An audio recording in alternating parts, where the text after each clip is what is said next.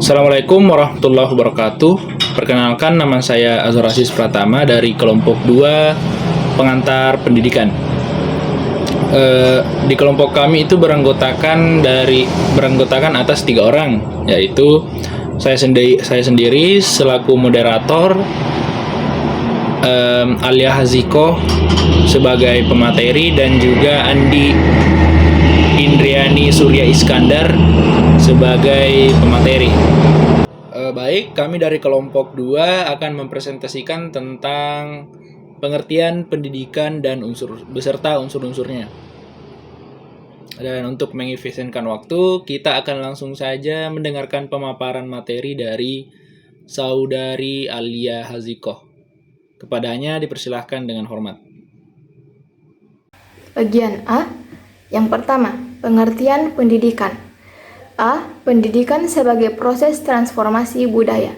Sebagai proses transformasi budaya, pendidikan diartikan sebagai kegiatan pewarisan budaya dari satu generasi ke generasi lain. B. Pendidikan sebagai proses pembentukan pribadi. Sebagai proses pembentukan pribadi, pendidikan diartikan sebagai suatu kegiatan yang sistematis dan sistemik, terarah kepada terbentuknya kepribadian peserta didik. C. Pendidikan sebagai proses penyiapan warga negara. Pendidikan sebagai penyiapan warga negara diartikan sebagai suatu kegiatan yang terencana untuk membekali peserta didik agar menjadi warga negara yang baik. D. Pendidikan sebagai penyiapan tenaga kerja. Pendidikan sebagai penyiapan tenaga kerja diartikan sebagai kegiatan membimbing peserta didik sehingga memiliki bekal dasar untuk bekerja. Definisi pendidikan menurut GBHN. GBHN 1988 memberikan batasan tentang pendidikan nasional sebagai berikut.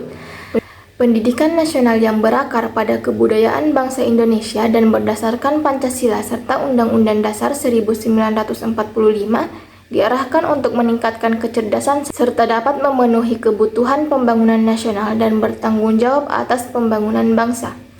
2. Tujuan dan proses pendidikan. A. Tujuan pendidikan.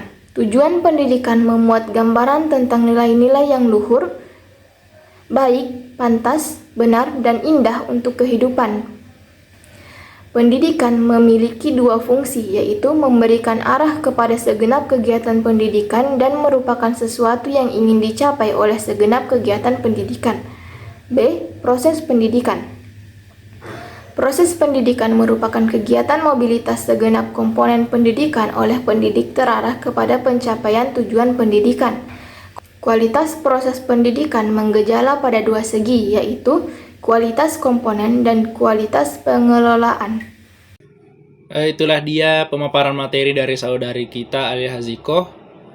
Dan selanjutnya, tanpa berlama-lama, kita akan lanjut untuk mendengarkan pemaparan materi dari Saudari Andi Indriani Surya Iskandar.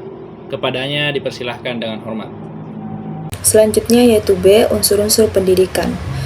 Proses pendidikan memiliki banyak hal. Yang pertama itu subjek yang dibimbing atau peserta didik. Kedua, orang yang membimbing atau pendidik. Ketiga, interaksi antara peserta didik dengan pendidik atau interaksi edukatif. Keempat, ke arah mana bimbingan ditujukan atau tujuan pendidikan. Kelima, pengaruh yang diberikan dalam bimbingan atau materi pendidikan. Keenam, cara yang digunakan dalam bimbingan atau alat dan metode. Yang ketujuh, tempat di mana peristiwa bimbingan berlangsung atau lingkungan pendidikan. C. Pendidikan sebagai sistem. Yang pertama, pengertian sistem. Beberapa definisi pengertian sistem menurut para ahli. Yang pertama itu, sistem merupakan suatu kebulatan keseluruhan yang kompleks atau terorganisir, suatu himpunan atau perpaduan hal-hal atau bagian-bagian yang membentuk suatu kebulatan atau keseluruhan yang kompleks atau utuh. Yang kedua, sistem merupakan himpunan komponen yang saling berkaitan, yang bersama-sama berfungsi untuk mencapai suatu tujuan. Yang ketiga, sistem merupakan sehimpunan komponen atau subsistem yang terorganisasikan dan berkaitan sesuai rencana untuk mencapai suatu tujuan tertentu. Selanjutnya yaitu pemecahan masalah pendidikan secara sistematik. A. Cara memandang sistem. Perubahan cara memandang suatu status dari komponen menjadi sistem ataupun sebaliknya, sistem menjadi komponen dari sistem yang lebih besar. Tidak lain daripada perubahan cara memandang orang lingkup suatu sistem atau dengan kata lain, ruang lingkup suatu permasalahan. B. Masalah berjenjang. Semua masalah tersebut satu sama lain saling berkaitan dalam hubungan sebab akibat, alternatif masalah, dan latar belakang masalah. Selanjutnya C. Analisis sistem pendidikan.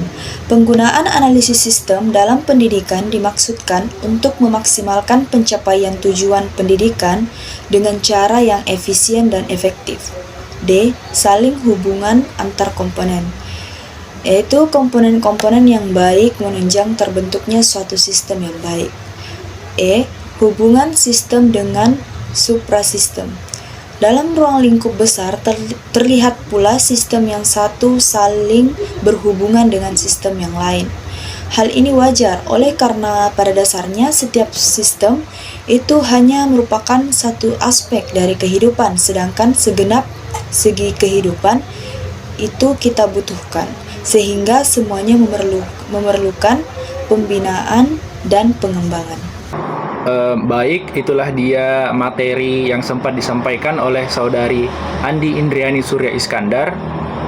Dan dari dua materi yang telah dipaparkan oleh teman-teman saya, di sini kita dapat mengambil kesimpulan bahwa pendidikan adalah proses mentransfer pengetahuan secara sistematis dari seseorang kepada orang lain.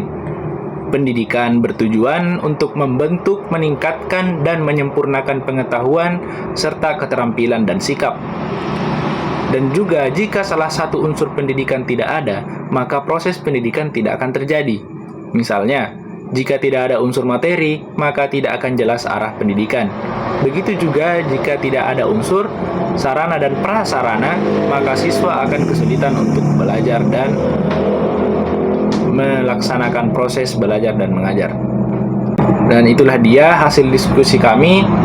Terima kasih bagi yang telah menonton sampai akhir dan telah menyimak presentasi dari kami. Dan hasil diskusi ini kami tutup dengan kalimat alhamdulillah. Alhamdulillahirabbil alamin. Dan itu kami kelompok 2 pamit undur diri. Assalamualaikum warahmatullahi wabarakatuh.